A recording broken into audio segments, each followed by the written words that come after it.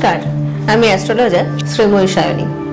আপনাদের সকলকে আগমনী জ্যোতিষ কথায় স্বাগত। আমি কিন্তু এর পূর্বে 11টা রাশির জাতক জাতিকাদের কেমন যেতে পারে 2026, তাদের বছরের প্রথমার্ধ কেমন যাবে এবং বছরের দ্বিতীয়ার্ধ কেমন যাবে একটা ধ্যান ধারণা কিন্তু আপনাদের দিয়েছিলাম। চেষ্টা করেছিলাম যাতে আপনাদের একটা ধ্যান ধারণার মাধ্যমে আপনাদের লাইফস্টাইলকে আরো বেশি ইজি করে তুলতে পারি। তেমন কিন্তু আজকে রাশিচক্রে সর্বশেষ রাশি মীন রাশির জাতক জাতিকাদের 2026-এ কি কি পরিবর্তন আসতে চলেছে তার কিন্তু একটা ধ্যান ধারণা আজকে দিতে আপনাদের সামনে এই ভিডিওটা নিয়ে আসা। চলুন তাহলে শুরু করা যাক। 2026-এ মীন রাশি যেটি হচ্ছে কিন্তু বৃহস্পতির রাশি, আর 2026-এ বৃহস্পতির কিন্তু একটা বড় ট্রানজিট রয়েছে। সুতরাং মীন রাশি জাতক জাতিকাদের একটা জীবনে নতুন কিন্তু স্রোত আনবে বছরের প্রথমার্ধ এবং দ্বিতীয়ার্ধ।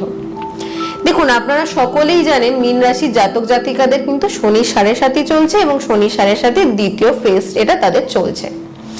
এবার শনি অর্থাৎ সেটা কিন্তু হচ্ছে তাদের 12th হাউস এবং 11th হাউসের লর্ড, যেটা কিন্তু বর্তমানে মীন রাশিতে অবস্থান করছে। সুতরাং একদিক থেকে কোথাও গিয়ে মীন রাশি জাতক জাতিকাদের কর্মক্ষেত্রে যেমন কিছুটা উন্নতিও দেবে, অনেক কানেকশন দেবে, সারাউন্ডিংসে কর্ম হবে মোটামুটি তাদের, কিন্তু কোথাও গিয়ে আপনাদের কিন্তু ড্রেনেজ মানি খুব বেশি হবে। দেখবেন খরচা কিন্তু কোথাও না কোথাও থেকে বেরিয়ে যাবে। যতই এফোর্ট দিন না কেন টাকা চোখে দেখতে পাবেন না। কোথাও গিয়ে একটা লেভেলের পরে গিয়ে মনে হবে আরে এত কামালাম, আমার হাতে তো টাকা নেই। এই প্রবলেমটা কিন্তু ভীষণ ভাবে ফেস করতে হতে পারে।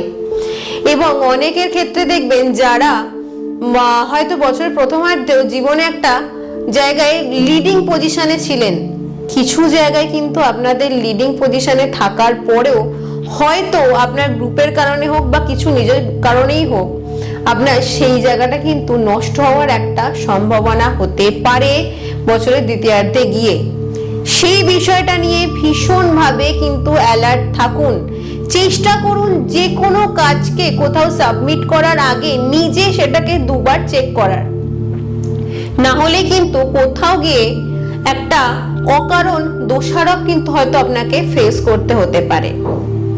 সেকেন্ড যেটা বলবো, দেখবেন বছরের প্রথমার্ধে হয়তো আপনারা যে ক্ষেত্রটায় বেশি ফোকাস করছেন, যে জায়গাটায় বেশি ইম্প্যাক্ট দেওয়ার চেষ্টা করছেন, হয়তো সেখান থেকে রিটার্ন ব্যাকও পেয়েছেন, কিন্তু যখনই 2 জুনের পরে বৃহস্পতি চেঞ্জেস হচ্ছে বা বৃহস্পতির ডিগ্রিটা 2 জুনের আগে মে মাসের থেকে যখন বেড়ে যাচ্ছে, তখন তারপর থেকেই কিন্তু অনেক জায়গাতেই আপনার মন পছন্দ মতো জায়গা কিন্তু নাও হতে পারে।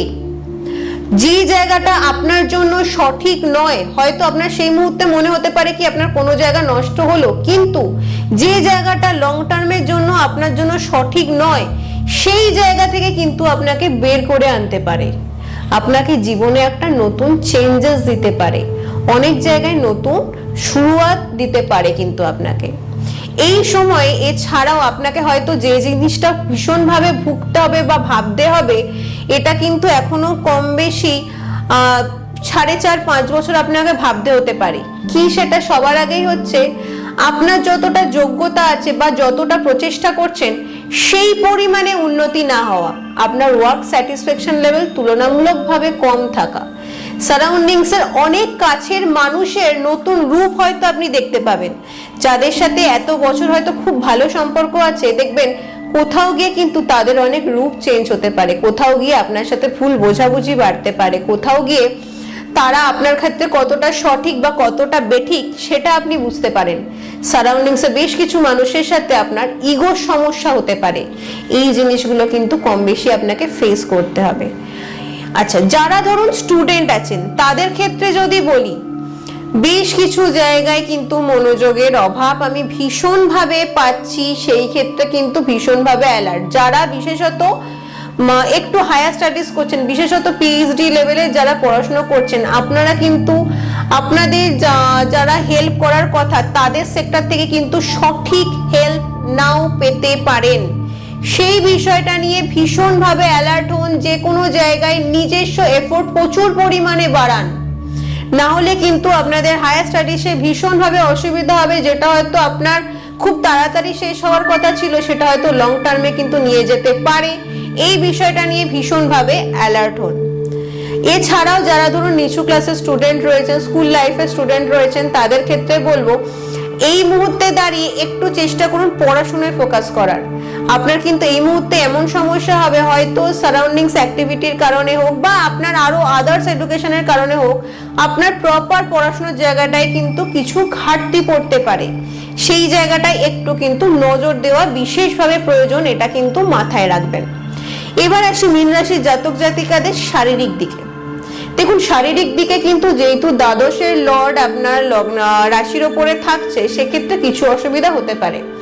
ফার্স্টেই বলি, একটা কিন্তু মানসিক হতাশা, ডিপ্রেশন, অ্যাংজাইটি, অতিরিক্ত চিন্তার টেন্ডেন্সি, এইগুলো কিন্তু কম বেশি আপনার মধ্যে এখন থাকবেই।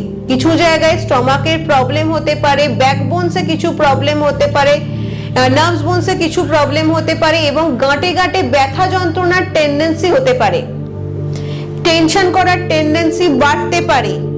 মীন রাশি যদিও কিন্তু ভীষণ চাপা মানসিকতার মানুষ, এই সময় চেষ্টা করবেন যদি কোনো মানুষের সাথে শেয়ার করতে পারেন তো খুব ভালো, না হলে অন্তত একটু ডায়েরি লেখা মেনটেন করতে, যাতে আপনি আপনার নিজেকে রিল্যাক্স রাখতে পারেন। না হলে মানসিক চাপ কিন্তু আপনার এই সময় বেশ কিছুটা বাড়তে পারে। এই বছরটা কিন্তু আপনার বেশ কিছুটা, বিশেষত বছরের দ্বিতীয়ার্ধ আপনাকে মানসিক চাপ দিতে পারে। আপনার অনেক কাছের মানুষের থেকেও আপনার সেই চাপ তৈরি হতে পারে, তাই এই জায়গাটা নজর রাখা কিন্তু বিশেষভাবে প্রয়োজন।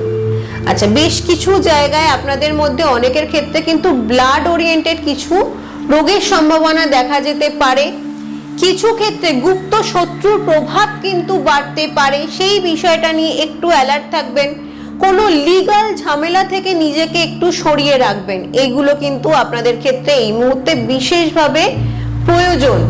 আচ্ছা, এবার লাস্ট আর একটা যে বিষয় বলবো সেটা হচ্ছে যারা কোনো রিলেশনশিপে আছেন বা ম্যারিড লাইফের ক্ষেত্রে। দেখুন, এই সময় বিশেষত বছরের দ্বিতীয়ার্ধে জুন মাসের অ্যাপ্রক্স থেকেই ধরে রাখুন, অনেক জায়গায় কিন্তু আপনার এবং আপনার পার্টনারের মধ্যে ছোটখাটো বিষয় নিয়ে মিসআন্ডারস্ট্যান্ডিং বড় হতে পারে।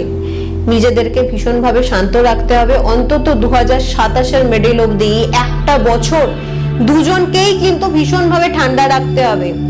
আপনার পার্টনারের যদি মীন রাশি হয়ে থাকে তাহলে আপনি এটা জেনে রাখুন যে উনি নিজে যতই চেষ্টা করুন না কেন, একটা লেভেলের পরে গিয়ে কিন্তু ওনার ইরিটেশন বাড়বে। সেটা কিন্তু ওনার নিজের বেশ কিছুটা ওভার থিঙ্কিং এর কারণে, কিছুটা অ্যাংজাইটির কারণে ওনার মধ্যে প্যানিক অ্যাটাকের টেন্ডেন্সি আসবে।